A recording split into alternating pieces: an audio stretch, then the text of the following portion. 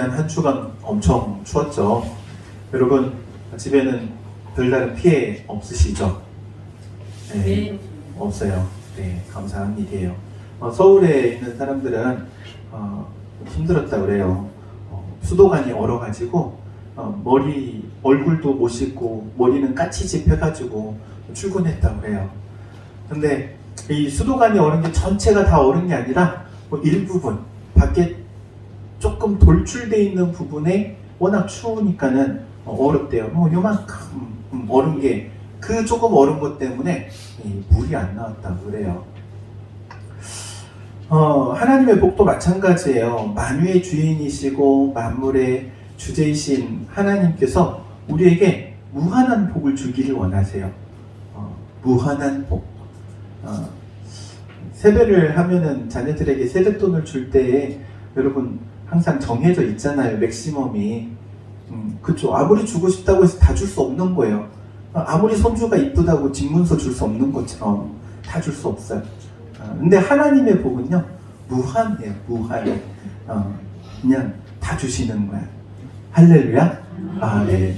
그런데 하나님께서 주시고자 하는 복이 있는데요, 그 복을 다 받지 못해요. 혹은 그 요만큼 막혀 있는 것 때문에 하나님의 복을 받아 누리지 못하는 경우도 많이 있어요. 그 막혀 있는 게 무엇인가? 바로 죄라는 거예요. 죄로 딱 막혀 있으면은 하나님의 복이 임하지도, 그리고 우리가 하는 기도가 하나님께 상달되지도 못하는 거예요. 이 죄가 가로막고 있으면 별것 아닌 것 같은데 그 조그마한 죄가 하나님과 우리 사이에 막힌담이 되는 거예요. 이 죄의 문제를 해결해 주시기 위해서 오신 분이 바로 우리 예수님이신 줄로 믿습니다. 예수님께서 십자가를 지심으로 이 죄의 문제를 해결해 주신 거예요. 막혀있는 이 조그마한, 사소하다고도 생각할 수 있는 이 조그마한 것까지도 다 예수님이 십자가에서 해결해 주신 거예요. 그래서 그리스도인은 복이 있는 거예요. 여러분, 믿는 자가 복되는 이 가장 큰 이유는 하나님이 주시는 복을 다 받을 수 있기 때문에. 할렐루야. 아멘. 여러분, 그리스도인으로서 받는 복이 기본적으로 세 가지가 있어요. 첫 번째, 무슨 복이냐? 죄사함의 복이에요. 모든 죄를 용서해 주시는 복이에요. 과거에, 현재, 미래의 모든 죄의 문제를 다 해결해 주신 거예요. 그래서 우리가 하나님의 앞에 나아갈 수 있는 거예요. 이 죄사함의 복, 모든 그리스도인들에게 주시는 가장 큰 복인 줄로 믿습니다. 그리고 두 번째 복이 있는데 바로 영생의 복이에요. 영원한 생명을 주셨어요. 이 땅에서의 삶이 끝이 아니에요. 죽음 이후의 시간이 있어요. 그 죽음 이후의 시간을 어디에서 보낼 것인가? 영원한 생명, 하나님과 영생 복락을 누릴 줄로 믿습니다. 그게 바로 하나님께서 우리에게 허락하신 두 번째 복이에요. 그리고 세 번째 복은 이거 중요해요. 우리가 이 땅 가운데 살아가면서 받게 되는 복인데 하나님의 자녀됨의 복이에요. 하나님을 아버지라고 부르고 하나님께서 우리를 아들로, 딸로 여기시는 것. 그게 가장 큰 복의 복인 줄로 믿습니다. 여러분, 설날이라고 세배할 때 아무리 세뱃돈이 탐난다고 해서 옆집 아저씨한테 세배할 수 없는 거예요. 아버지한테 하는 거고 할아버지한테 하는 거지. 그렇지 않습니까? 하나님이 우리 아버지가 되어주시는 거예요. 그래서 하나님의 복이 우리 가운데 임하게 되는 것, 이게 가장 큰 복의 복인 줄로 믿습니다. 하나님의 신령한 그 하늘의 복뿐만 아니라 이 땅을 살아가면서 필요한 것 또한 하나님께서 채워주세요. 왜냐하면 우리가 하나님의 자녀이기 때문입니다. 하나님의 자녀로서 하나님의 자녀답게 살아갈 때 하나님께서는 보호자로서 우리를 지켜주시는 거예요. 우리의 삶을 붙들어 주시고 친히 인도해 주시는 거예요. 우리의 모든 삶의 필요를 채워주시는 거예요. 여러분, 세상의 부모는요, 자녀에게 전 재산을 주고 싶다 할지라도 쉽지 않아요. 왜 그러냐면은 세금을 떼가. 세금이 엄청 세더라고. 자녀들한테 주면은 증여세. 나라에서 그냥 법으로 정해서 떼가는 거예요. 근데 하나님의 복은요, 중간에 떼갈 수가 없어요. 100% 다 주시는 거야. 할렐루야. 부모님이 주시는 유산보다 하나님이 주시는 복이 더 큰 줄로 믿으시기 바랍니다. 중간에 떼가는 게 없으니까. 흔히들 우리는 다윗에 대해서 말할 때 이렇게 말해요. 하나님의 마음에 합한 자, 이렇게 말해요. 왜냐하면 사도행전에 보니까 이렇게 말하죠. 이새의 아들 다윗을 만나니 내 마음에 합한 자라 그래요. 하나님께서 내 마음에 합한 자라, 내가 그를 통하여 내 뜻을 다 이루리라 그럽니다. 이것은요, 양쪽 측면에서 생각해 볼 수 있어요. 하나는 하나님 측에서 보면은 내 마음에 꼭 들었다는 거예요. 내 마음에 꼭 들었다. 여러분, 자녀들 키우시는 부모님들은 이해하실 거예요. 자녀들이 다 같지 않아요. 내 마음에 쏙 드는 자녀가 있는 거예요. 2명이 있으면 둘 중에 하나는 내 마음에 쏙 들어. 근데 한 명은 잘 안 들어. 그럴 수 있는 거예요. 하나님 편에서 우리를 바라볼 때도 똑같은 거예요. 다 예수 그리스도를 믿고 하나님의 자녀가 되었지만 하나님 마음에 쏙 드는 사람이 있어요. 그 사람이 여러분이 되기를 주 이름으로 축원드립니다. 근데 이제 반대편으로 생각할 것도 있어요. 뭐냐면은 우리 쪽에서도 생각해 봐야 돼. 하나님의 마음에 든다는 게 무엇인가? 그것은요, 하나님의 말씀이라는 기준에 순종하는 거예요. 그게 하나님의 마음에 드는 거예요. 내가 하나님의 마음에 들기 위해서는 어떻게 해야 되느냐? 하나님의 말씀에 순종하는 거예요. 그게 다윗과 같은 사람이 되는 거예요. 여러분이 다 다윗과 같은 사람이 되기를 주 이름으로 축원드립니다. 그런데요, 하나님의 말씀에 순종한다는 것은요, 그렇게 쉽지만은 않아요. 온갖 갈등과 고민을 불러와요. 물론 모태신앙은 그래도 이 갈등과 고민이 적다는 유리한 점이 있어요. 왜 유리하냐면 한번 생각해 보시기 바랍니다. 모태신앙은 주일날 교회에 나오는 거에 대해서 별로 고민이나 갈등이 없어요. 그냥 그러려니 해요. 주일날 되면 교회 가서 예배 드리는 거 당연하게 생각하죠. 그런데 예수를 처음 믿은 사람은요, 고민돼요. 왜냐하면 주일 이전에 뭐였냐면, 내가 예수 믿기 전엔 일요일이었어요. 일요일이 무슨 날이에요? 쉬는 날이잖아. 내가 나를 위해서 쉴 수 있는 날이에요. 내가 나를 위해서 놀 수 있는 날이에요. 친구를 만나거나 혹은 내가 취미생활, 여가생활, 나 하고 싶은 거를 하는 날이 이 일요일인 거예요. 근데 예수를 딱 믿으니까 하나님의 말씀이 딱 들어오는 거예요. 안식일을 기억하여 거룩하게 지키라. 주일을 지키라라는 말씀이 딱 들어오니까는 일요일이 바뀐 거예요. 어떻게 바뀌어요? 주일로 바뀐 거예요. 주일을 지키려고 하니까는 갈등이 생기고 고민이 생기는 거예요. 여러분, 모태신앙을 왜 모태신앙이라고 그래요? 이것도 못해, 저것도 못해. 뭐 못한다고 해서 모태신앙이라고 하잖아요. 우리 우스갯소리로. 모태신앙의 뭐 단점이라고 말하면은 그렇게 말할 수 있지만, 장점은 이거예요. 별로 고민과 갈등이 없어요. 그러려니 하고 하는 거야. 근데 그게 복인 줄로 믿으시기 바랍니다. 하나님의 말씀 앞에 갈등과 고민이 없는 게 복이에요. 놀라운 것은요, 이런 신앙적인 결단을 하면 하나님께서 복을 주신다는 거예요. 이 신앙적인 결단은 세상적인 결단이 아니라 신앙적인 결단. 다윗은 항상 신앙적인 결단을 하려고 했어요. 여러분, 신앙생활은 수많은 고민과 갈등 가운데 이루어지는 선택입니다. 선택이에요. 내가 무언가를 선택해야 돼요. 그런데 그 선택에 의해서 모든 결과가 바뀌는 거예요. 나의 선택이 어떤 하나님의 놀라운 복을 가져오기도 하지만 또 어떤 선택은 그렇지 않은 경우도 있는 거죠. 우리 선택할 때 그러면 절대적인 조건이 있습니다. 무언가를 선택을 할 때 한 번쯤 고민해 보아야 할 문제. 그것은 바로 이거예요. 과연 하나님께서 기뻐하실 일인가? 신앙생활을 하면서 선택을 해야 될 때 이게 과연 하나님 기뻐하실 일일까? 라는 고민 한 번 더 해보는 거예요. 그것이 바로 하나님께서 원하시는 삶으로 나아가는 질문인 줄로 믿습니다. 하나님께서 기뻐하시는 일을 하면요, 하나님께서 존귀하게 여기셔요. 그리고 존귀하게 높이셔요. 이사야 32장 8절 말씀에 이렇게 말씀합니다. 존귀한 자는 존귀한 일을 계획하나니 항상 존귀한 일에 서리라. 존귀라는 말이 계속 등장하죠. 하나님이 기쁘시게 할 만한 일이 무엇인가를 고민하면 하나님께서 존귀하게 여기시는 거예요. 그리고 존귀한 자리에 세워지는 거예요. 그러면 어떻게 해야 하나님께서 기뻐하시는 뜻을 알 수 있을까요? 첫 번째는 우리가 다 잘 알다시피 하나님의 말씀, 성경입니다. 시편 119편에 다윗은 이렇게 고백하죠. 내가 주께 범죄치 아니하려 하여 주의 말씀을 내 마음에 두었나이다. 그럽니다. 그리고 주의 말씀은 내 발의 등요 내 길에 비치니이다. 이렇게 고백해요. 하나님의 말씀을 우리가 성경이라고 하는데, 이 성경이라는 말이 원래는 이렇게 말했어요. 정경이라고 했어요. 카논이라고 하는데, 이 말의 어원은 자에서 왔어요. 자때.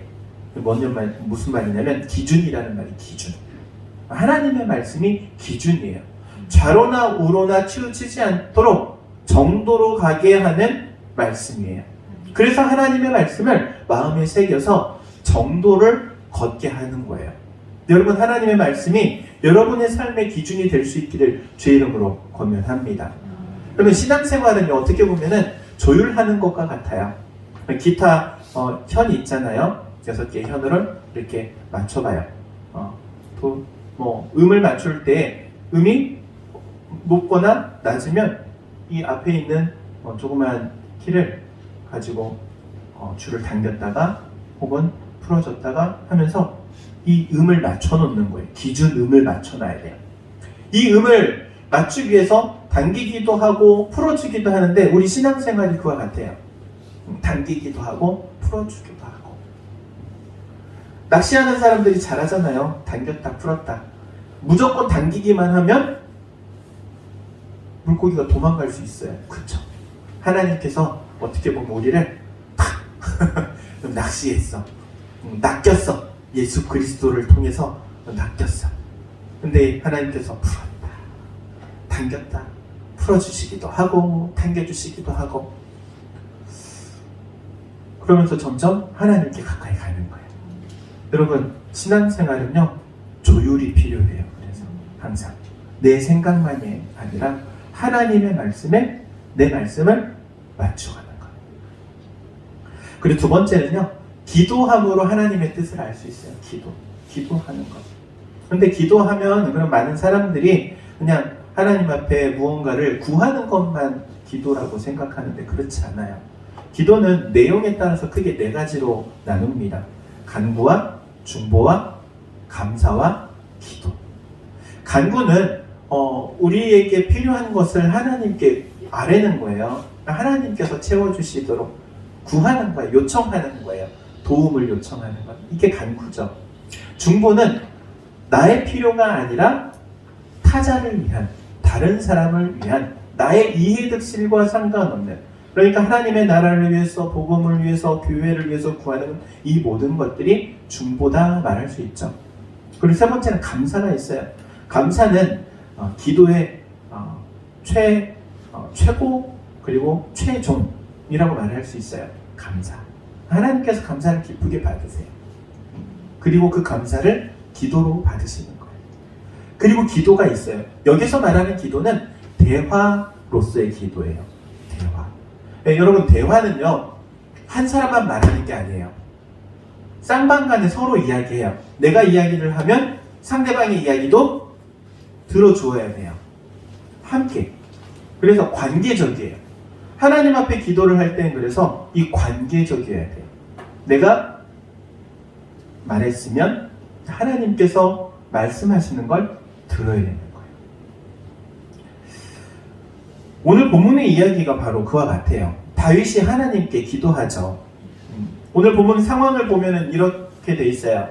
다윗이 왕이 돼요. 이스라엘을 다스리는, 이제 전역을 다스리는 통일 왕국 시대가 열리면서 이스라엘의 왕으로 등극하게 되는데, 그 소식을 블레셋 사람들이 듣습니다. 그리고 블레셋 사람들이 군대를 조직해가지고 다윗을 치러 와요. 왜냐하면 초장의 길을 잡기 위해서.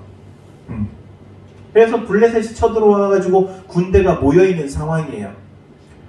여러분 같으면 어떻게 하시겠습니까? 지금 블레셋 군대가 지금 몰려와 있는 상황. 그럼 나도 군대를 정비해야 될 거 아니에요. 군대를 모아야 될 거고, 그리고 작전도 짜야 될 거 아니에요. 그런데 다윗은요, 하나님께 기도해요. 먼저 뭐라고 기도하냐면은, 하나님, 저 블레셋 군대와 전쟁을 해야 됩니까? 그리고 두 번째, 저 블레셋 군대를 제 손에 붙여, 그러니까는 이기게 해주시겠습니까? 라는 기도를 먼저 해요. 그랬더니 하나님께서, 그래, 전쟁에 나가라. 내가 이기게 해주겠다. 라는 응답을 받고 전쟁을 치르게 됩니다. 하나님의 응답을 받은 다윗. 여러분, 하나님께서 응답해 주셨어요. 그러면은 이미 결판 난 거예요. 전쟁 아직 시작도 안 했지만 결과는 정해진 거예요. 하나님의 응답 때문에. 이게 기도예요. 하나님께 먼저 물어보는 거예요. 하나님, 제가 삶에 정말 고민이 있고 갈등이 있고 문제가 있는데 이거 어떻게 할까요? 하나님께 물어보는 거예요. 하나님께 물어보면 하나님께서 우리에게 반드시 신호를 주십니다. 응답해 주세요. 사인을 주시는 거예요. 사인을. 어떻게 해라. 어떻게 해라. 기도하고 하나님께 주파수를 맞추고 기다리면 하나님께서 신호를 주십니다. 여러분, 야구 좋아하십니까? 야구? 저는 스포츠를 그닥 좋아하진 않는데 재밌는 광경을 봤어요. 야구보다 더 재밌더라고. 뭐냐면은 감독이, 아니 그 투수하고 포수가 막 사인을 주고받아요. 막 이렇게 하고 막 이렇게 하고 막 이렇게 감춰가지고. 지금 포수하고 투수하고 서로 이제 얘기하는 거예요. 야, 이번에는 강타자니까 걸러가자. 투수가, 아니야, 얘는 좀 내가 잡을 수 있을 것 같아. 서로 이제 잡자, 걸러 보내자, 서로 얘기하는 거예요. 결론이 안 나. 결론이. 감독이 나와가지고 감독이 사인을 줘. 감독이 뭐라고 사인을 줘요? 야, 다음 타자가 더 강타자니까 얘는 잡고 가자. 그럼 투수는 누구 말 들어요? 감독 말 들어야 될 거 아니에요. 감독 말. 감독이 말하기 전에는 자기가 원하는 대로 던지면 될 거예요. 포스랑만 맞춰가지고. 근데 감독이 딱 들어와가지고 감독이 사인을 주면은 감독 사인대로 하는 거예요. 직구를 던져가지고 홈런을 맞더라도. 왜? 누가 책임지니까? 그건 감독 책임이잖아요. 감독 책임. 그쵸? 홈런을 맞더라도 투수 책임이 아니에요. 감독 책임이에요. 최종 결정권자. 하나님의 일이 그래요. 그리고 기도가 그래요. 하나님께서 응답하시면, 하나님께서 결정하시면 그대로 하는 거예요. 왜? 하나님의 최종 도장을 찍으면 하나님이 책임지시기 때문에. 기도는 그래서 어떻게 보면 하나님 도장 찍어주세요. 이런 것과 마찬가지예요. 하나님, 제가 지금 제 삶을 준비하는 가운데 도대체 어떻게 해야 될지 방향을 못 잡겠습니다. 방향 좀 알려주세요. 하나님께서 방향도 알려주세요. 하나님, 제가 지금 직업을 선택을 해야 돼요. 이걸 선택해야 될지 저걸 선택해야 될지. 이것도 좋고 저것도 좋기는 한데 도대체 어떤 것을 선택해야 될까요? 하나님께 물어보면 하나님께서 알려주세요. 사인을 주시는 거예요. 너가 세상 가운데 빛과 소금 역할을 감당하기 위해서 이거를 했으면 좋겠다. 너를 위해서 준비된 길이 있다. 말씀해 주시는 거예요. 다윗이 하나님의 마음에 합할 수 있었던 가장 큰 이유가 바로 여기 있었던 거예요. 하나님께 물어보는 거. 하나님께 물어보는 거. 여러분, 혼자 고민하고 혼자 갈등하지 마세요. 하나님께 여쭤보세요. 하나님께 여쭈면 하나님께서 응답해 주세요. 하나님의 사인이 떨어져요. 하나님의 사인이 떨어지면 다 된 거예요. 다 된 거예요. 할렐루야. 아멘. 우리 가운데 이러한 하나님의 은혜가 항상 날마다 시시때때로 채워질 줄로 믿습니다. 그러기를 주의 이름으로 축원드립니다. 기도하도록 하겠습니다. 사랑과 은혜가 충만하신 하나님, 은혜를 구합니다. 우리가 세상을 살아가며 하나님의 인도하심이 필요합니다. 또한 하나님께서 우리를 향해 준비해 놓고 계시는 길이 있음을 저희가 무지하여서 또는 눈이 가려져 있어서 발견하지 못할 때가 많이 있습니다. 때마다 하나님 앞에 아뢰며 여쭈며 또한 하나님의 사인을 받고 나아갈 수 있는 저희들 되게 하옵소서. 저희의 걸음걸음을 주님 친히 인도해 주시기를 원하오며 그리스도이신 예수님의 이름으로 기도하옵나이다. 아멘.